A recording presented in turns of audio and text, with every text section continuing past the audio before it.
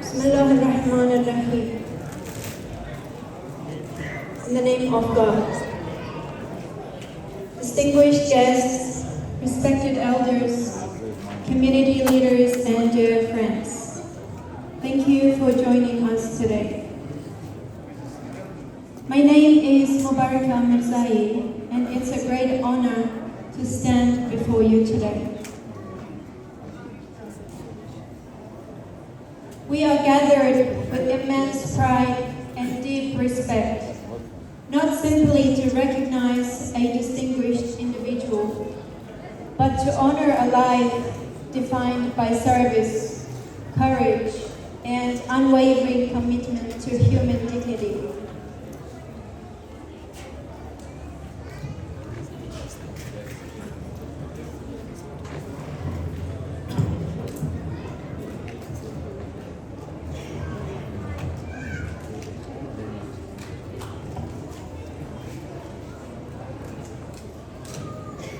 Today, we honor Dr. Sima, an internationally respected human rights advocate, medical doctor, and lifelong champion of women's rights, whose work has changed lives quietly, persistently, and with extraordinary integrity.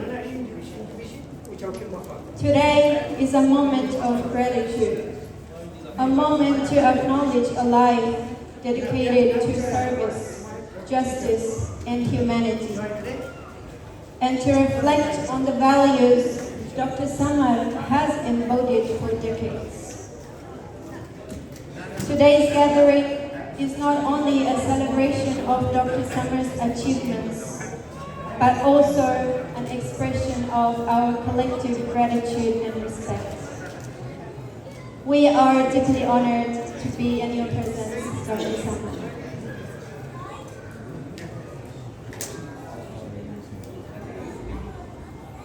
Dr. Samar was born on the 3rd of February 1957 in Jawhari, Ghazni, province of Afghanistan.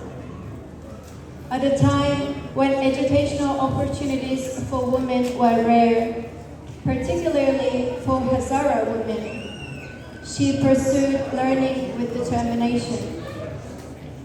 In 1982, she graduated from Kabul University with a medical degree, becoming one of the few women of her generation to do so. From the very beginning, her path was not guided by personal ambition, but by a deep sense of responsibility to serve others.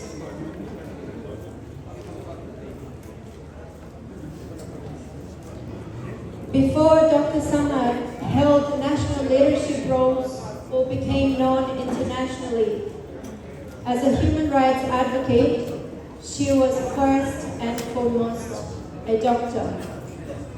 She practiced medicine in Kabul and later in rural and conflict-affected areas of Afghanistan, providing care to women and children where healthcare was scarce or entirely absent.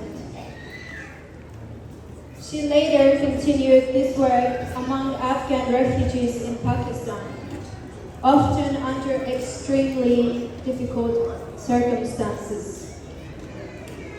For me, this part of her life is not only historical, it is deeply personal. My own mother was treated by Dr. Samar in Kolja not once but twice. For my family, these moments remain unforgettable. My mother was treated not only with medical expertise, but with kindness, dignity, and compassion. This is what sets Dr. Samar apart. She never saw patients as numbers, but as human beings deserving of care and respect. Dr. Samar's impact on my family did not end there. My siblings, cousins, and friends studied in the schools established through her work in geography. These schools did more than provide education. They created opportunities, confidence, and hope. For families like mine, education was not just an idea. It was a lived reality made possible by her vision and determination.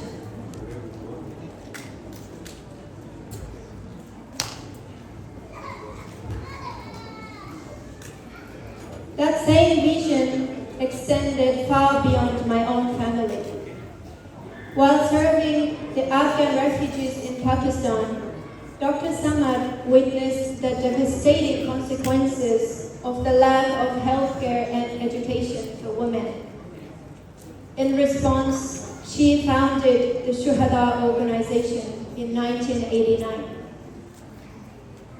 What began as a small initiative grew into a comprehensive network dedicated to health, education, and training, particularly for women and girls, and later expanded into Afghanistan even during times of conflict and instability.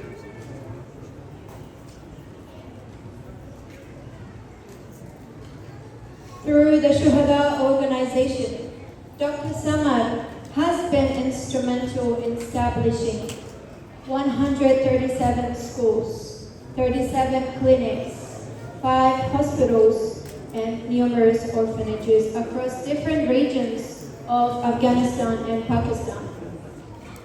These institutions have provided education, healthcare, and protection to thousands of women and children, often in places where no services previously existed. This is not advocacy in theory. This is change in practice.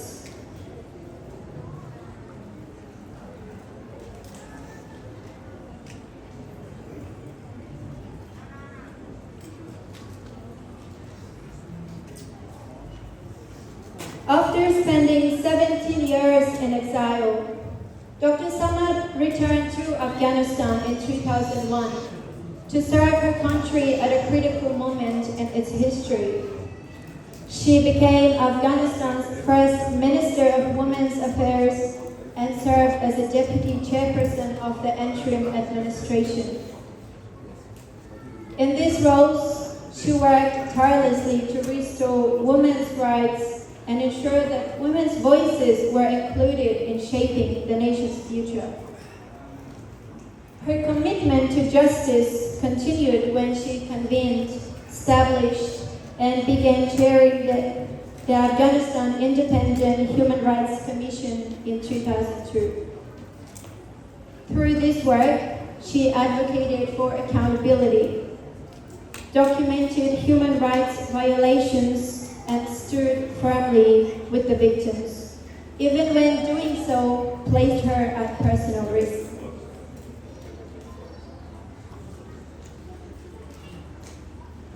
Dr. Samar's influence and leadership soon extended far beyond Afghanistan borders. From 2005 to 2009, she served as the United Nations Special Reporter on Human Rights in Sudan, bringing international attention to violations and advocating for justice on a global stage.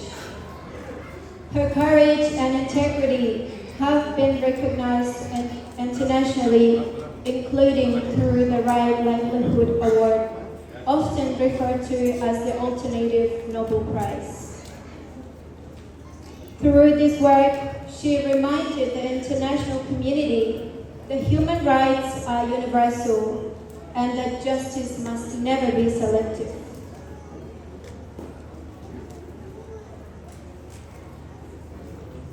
But for us, her impact is not only global, it is deeply personal. Beyond titles and awards, Dr. Samad represents something profoundly meaningful within our community. She has become a symbol of hope and possibility. Hazara mothers often refer to her when encouraging their daughters, using her life as an example of how education and determination can transform not only individual lives, but entire communities. Doctor's life has reshaped what is possible in the imagination of an entire generation.